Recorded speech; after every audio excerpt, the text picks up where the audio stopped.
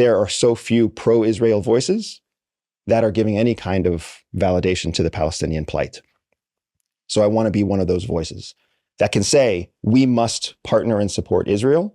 And the way that we partner and support them is by finding a way for them to protect and defend themselves without turning to this kind of destruction.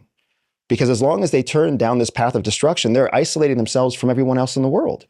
And that makes it so that we have a very hard time standing next to them as the beacon of freedom in the world. We have a hard time supporting Israel in the face of everybody else, including all the countries of the United Nations and NATO, who look at us and say, how can you stand by and let this happen? How can you support this? How can you fund this? How can you encourage this? Not to mention the corruption challenges that Israel has that's so closely aligned with the corruption challenges of our own past presidential, hopefuls and presidents that we're trying to work through ourselves, between Netanyahu's corruption and Trump's corruption, right?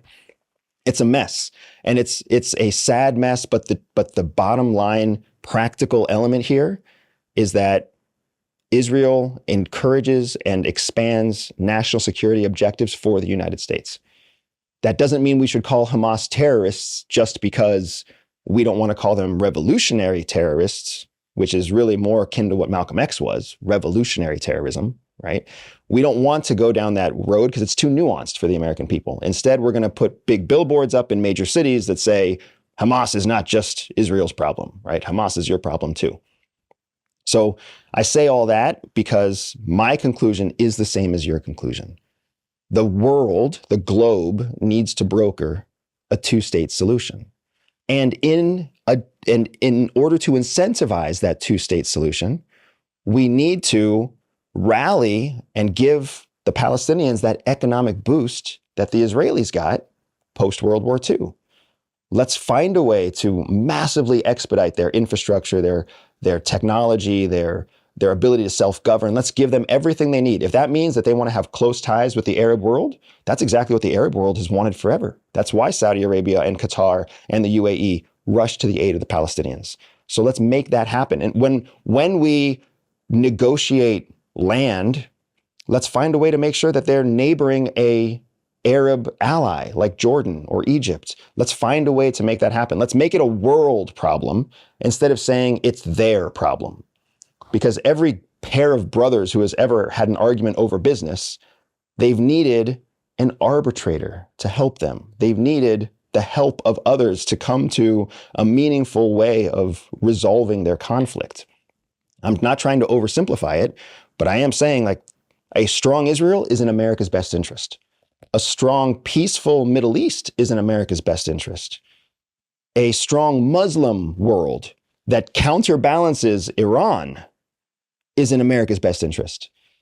So we need to find a way to let people know that this is a more complex issue than what they're hearing, and we're not afraid of the complexity. Let's lean into the complexity and let's solve it together. Because the more that America can influence peace around the world, the more that America is an influential power in the world. And when we don't step into our influence, we leave a vacuum that allows our largest adversaries, Russia, China, Iran, to step into that vacuum instead. And that's exactly what we're seeing in the global world right now. We're seeing not only are those countries stepping into the vacuum that we're leaving behind, but they're allying together.